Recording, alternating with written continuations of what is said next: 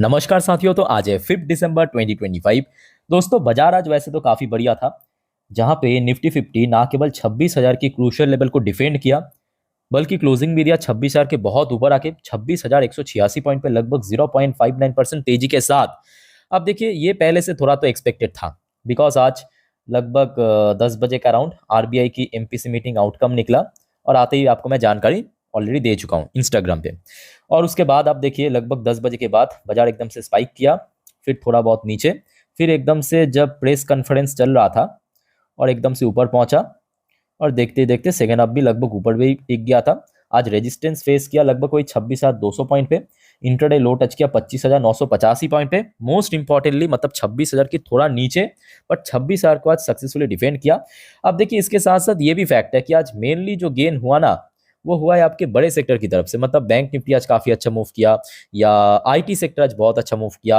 और उसके साथ साथ ये भी फैक्ट है कि आज बहुत सारे mid cap, small cap, even बहुत सारे पीएसयू स्टॉक्स में काफी गिरावट भी हुआ। और स्पेसिफिकली अगर हम बात करें नाम लेके कि आज आपके पोर्टफोलियो में केएनएस टेक्नोलॉजी या इरर जैसे शेयर है, तो आई थिंक आज आपको रुला दिया सीरियसली मार्केट।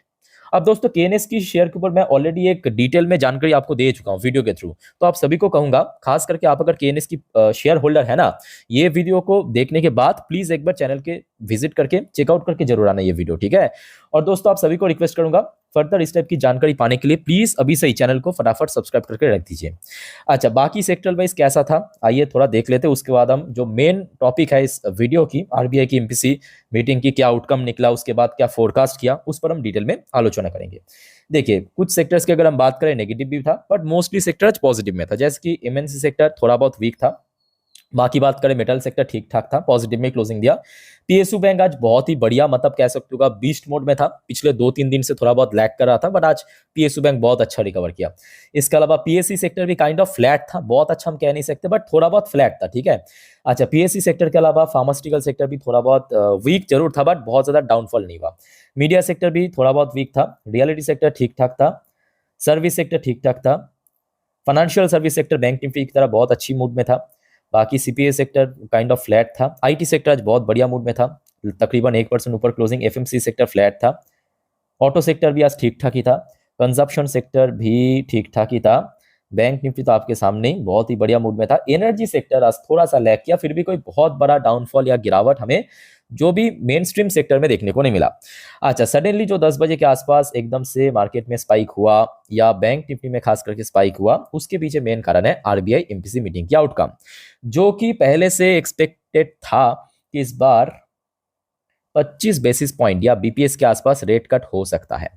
और ऐसा हुआ भी। Mostly agency, mostly brokerage firm या एक्सपर्ट की तरफ से यही फोरकास्ट आ रहा था। ऑलरेडी आपके साथ में शेयर भी किया था पिछले कुछ दिनों पे कि इस बार 25 बीपीएस रेट कट हो सकता है। आइए थोड़ा फॉर्मली आपको मैं पढ़ के सुनाता हूं। उसके बाद जो इंपॉर्टेंट है ना, इस बार जो फोरकास्ट किया है उसमें ह्यूज बदलाव किया, ह्यूज बदलाव, वो इंपॉर्टेंट है। और उस वजह से एक्चुअली मार्केट में आपने देखा होगा कि 10 बजे के बाद जैसे ही रेट कट का अनाउंसमेंट हुआ, मार्केट स्पाइक करके फिर से ड्रॉप हुआ। पर उसके बाद 11:15 के बाद एकदम से स्पाइक किया, क्योंकि वहां पे प्रेस कॉन्फ्रेंस चल रहा था। ओके।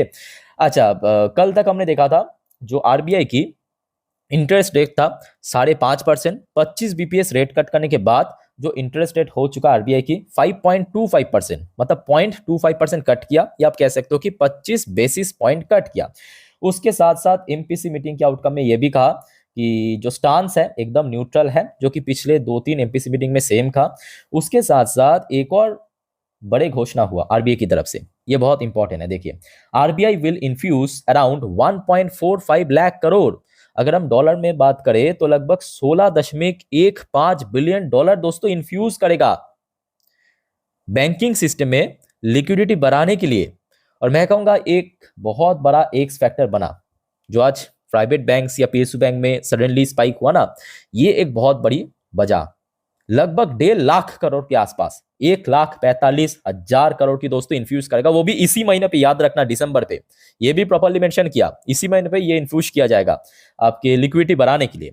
अच्छा, उसके साथ साथ आरबीआई गवर्नर संजय मल्होत्रा साहब की तरफ से यह भी कहा गया, the Indian economy is facing a rare Goldilocks period, Malhotra said in his monetary policy speech. मतलब जो वही प्रेस कॉन्फ्रेंस पे, ठीक है।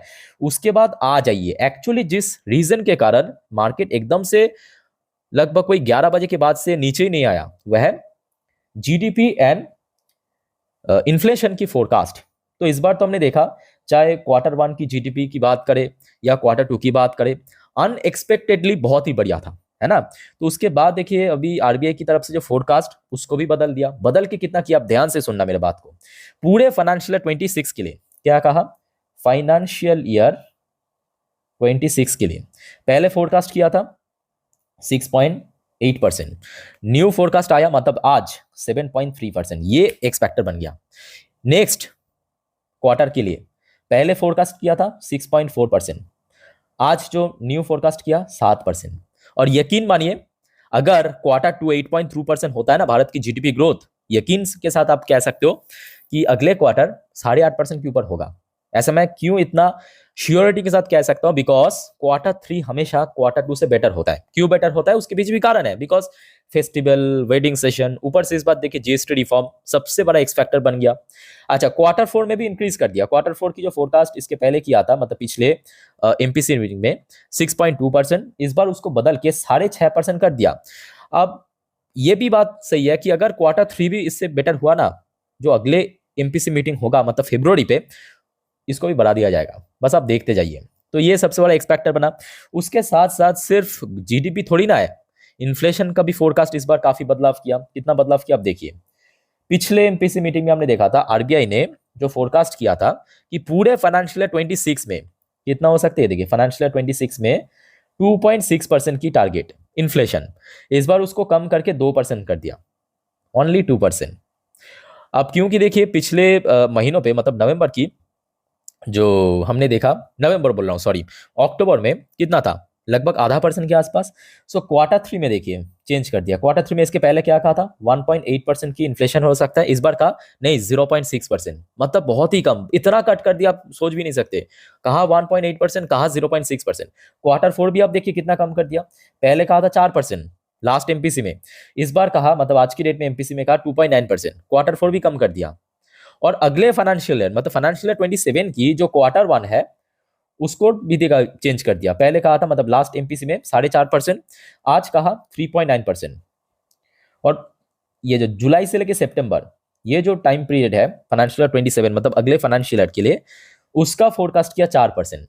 तो ये एक्चुअली एक्स फैक्टर बना। तो समझ आ रहा है ना कि क्यों आज सडनली ये देखिए जब 10 बजे के आस देखिए 10 बजे के आसपास ये देखिए एकदम से जब 25 बीपीएस रेट कट हुआ, मतलब जो घोषणा किया उन्होंने, उसके बाद एकदम स्पाइक करके फिर गिर गया था। ध्यान से नोट करना, 10:30 पे गिर गया था, सीधा नोज ड्राइव। उसके बाद जैसे ही ये फोरकास्ट आया कि जीडीपी फोरकास्ट इंक्रीज हो गया, इन्फ्लेशन और कम कर दिया फोरकास्ट में, तो एकदम से स्पाइक किया। और उसके बाद देखिए 10:50 पे जैसे ही 26,100 को क्रॉस किया, अब आप देखिए उसके बाद 26,100 के नीचे आया ही नहीं है। और सेकेंड, अब तो 26,100 बहुत दूर की बात है, इवन 26,140 के नीचे आया ही नहीं है, इसी लेवल के आसपास ट्रेड किया। बट हाँ, यह भी फैक्ट है कि 26,200 को क्रॉस नहीं कर पाया। ओके, तो साथियों इस बारे में आप लोगों का क्या राय है या विचार है, कमेंट करके बताइए। जो भी आज डिसीजन आया है आपके आरबीआई की तरफ से, प्लीज अपना जो ओपिनियन है शेयर करना। अच्छा, उसके साथ साथ ये तो खैर हो गया आरबीआई के ऊपर अपडेट। अब देखिए भारत और रशिया के बीच बहुत सारे ट्रेड डील, बहुत सारे एग्रीमेंट हुआ है, तो उसको हम एक सेपरेट वीडियो में आपके साथ जानकारी शेयर करूंगा। इतना आप जान लीजिए कि यहाँ पे कुछ बड़ा होने जा रहा है। Prime minister Modi Putin press meet, India Russia agree to turbocharge economic ties by 2030, अगले 5 साल के लिए पुश फॉर एफटीए। सिर्फ यहाँ पे टार्बो चार्ज इकोनॉमिक टाइज नहीं होगा, और यहाँ पे सुनने को आ रहा है दोनों देश मिलके लगभग $100 बिलियन की ट्रेड करने का प्लान किया। $100 बिलियन। आप पूछेंगे आज कितना करता है, आज इसकी लगभग 1/4 या 1/3 करते हैं, याद रखना। तो अगले 5 साल में इतना बढ़ जाएगा। और साथ ही साथ एफटीए भी साइन हो सकता है, फ्री ट्रेड एग्रीमेंट साइन हो सकता है रशिया के साथ। ये एक बहुत बड़ी, मैं कहूँगा, डिसीजन हो सकता है अगर फाइनली हो गया तो। बट अभी सुनने को ये आ रहा है, ठीक है। तो फिलहाल दोस्तों इस टॉपिक को हम अगले कुछ वीडियो में और डिटेल में सेपरेटली चर्चा करेंगे, ठीक है। अच्छा, एक और फैक्टर मैं आपको दिखाता हूँ। यहाँ पे देखिए मनी कंट्रोल की वेबसाइट ने शेयर किया कुछ ऐसे की फैक्टर्स जिस वजह से आज बाजार में एकदम से रिकवरी हुआ। तो सबसे पहला जो की फैक्टर तो वही है पॉलिसी रेट कट, जो आरबीआई की तरफ से अनाउंसमेंट हुआ, ऑलरेडी आपको मैं दे चुका हूँ। अच्छा, दूसरा फैक्टर मेंशन किया कि बाइंग इन रेट सेंसिटिव स्टॉक्स, मतलब बहुत सारे शेयर इसलिए हमने देखा था काफी गिर गया था, और आरबीआई एमपीसी मीटिंग आउटकम के बाद मतलब रेट कट होने के बाद बहुत सारे सेक्टर्स में एक्चुअली बहुत अच्छा मूवमेंट हो सकता है, तो उन सब सेक्टर्स में गेनिंग हुआ, यही कहा। तीसरा फैक्टर मेंशन किया क्रूड ऑयल के ऊपर, फर्म ग्लोबल क्यूज और इंडिया वॉलेटाइल इंडेक्स थोड़ा बहुत ड्रॉप हुआ, ठीक है। तो ये कुछ छोटे मोटे पॉइंट यहाँ पे मेंशन किया। अच्छा, नेक्स्ट कुछ टॉपिक आपको मैं दिखाता हूँ, जैसे कि कल रात में वैसे तो यूएस मार्केट थोड़ा स्ट्रगल कर रहा था, बट आज सुबह से एक्चुअली डॉ जोन्स की फ्यूचर फिर भी सही था, आप देख सकते हो बीच में थोड़ा बहुत लैग किया था बट अभी सही चल रहा है, ठीक है। अच्छा, नैस्डैक कंपोजिट की फ्यूचर भी फिलहाल तो पॉजिटिव में है। बाय द वे दोस्तों, ये सब जानकारी अपडेट आपको मैं आज रात की 10:30 वाली वीडियो में दे दूंगा, ठीक है। आप सभी को दोस्तों रिक्वेस्ट करूंगा, ये जो 10:30 वाली वीडियो आएगा उसको मिस मत कीजिएगा। आज पूरे दिन बाजार की अपडेट और भी बहुत सारे इंपॉर्टेंट टॉपिक पर हम चर्चा करेंगे, ठीक है। तो काइंडली चैनल को सब्सक्राइब भी करके रखिए।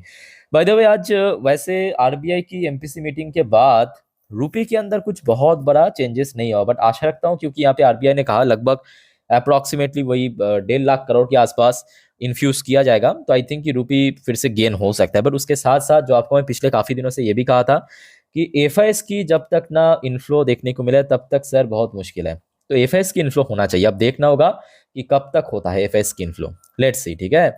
अच्छा, आइए बात करेंगे थोड़ा सा एशियन पैसिफिक बाजार की कैसा हाल था। जैसे कि जापानीज मार्केट पिछले 2 दिन से ही थोड़ा वीक चल रहा है, आज भी वीक था, मोस्टली इंडेक्स नेगेटिव में, बट दूसरी तरफ चाइनीज मार्केट आज ठीक ठाक था, मोस्टली इंडेक्स पॉजिटिव में। हांगकांग की मार्केट भी सही था, साउथ कोरियन मार्केट भी आज बहुत अच्छी मूड में था, मोस्टली इंडेक्स जो है 1-1.5% 2% ऊपर क्लोजिंग दी। इंडियन मार्केट तो आपके सामने, ताइवानिश मार्केट भी सही था, ऑस्ट्रेलियन मार्केट भी सही था, ये खचरा भी आज सही था। न्यूजीलैंड की मार्केट आज थोड़ा वीक था, मलेशियन मार्केट वीक था, इंडोनेशियन मार्केट थोड़ा वीक था, Singapore market kind of flat था, थाई मार्केट आज थोड़ा वॉलेटाइल था। तो ओवरऑल बात करें आज एशियन पैसिफिक मार्केट की जो बड़े मार्केट है या बड़े इंडेक्स है उस पर आज ठीक ठाक ही मूवमेंट हुआ, या आप कह सकते हो कि रिकवरी हुआ, ठीक है। सो दोस्तों, अभी तक की जितने भी वाइटल अपडेट था मार्केट से रिलेटेड वो आपके साथ में शेयर किया। अब याद रखना, अगले कुछ वीडियो में और भी कुछ इंपॉर्टेंट टॉपिक को लेके जानकारी शेयर करूंगा आपके साथ, सो एक भी अपडेट मिस मत करना। और आप अगर चैनल पे नई हो या चैनल को अभी तक सब्सक्राइब नहीं किया तो प्लीज फटाफट सब्सक्राइब कर लीजिए ऐसे इन्फॉर्मेटिव वीडियो हर रोज हर वक्त पाने के लिए। बाकी इस वीडियो को वाइंड अप करता हूँ, मिलते हैं नेक्स्ट वीडियो में। टेक केयर, बाय बाय, जय हिंद।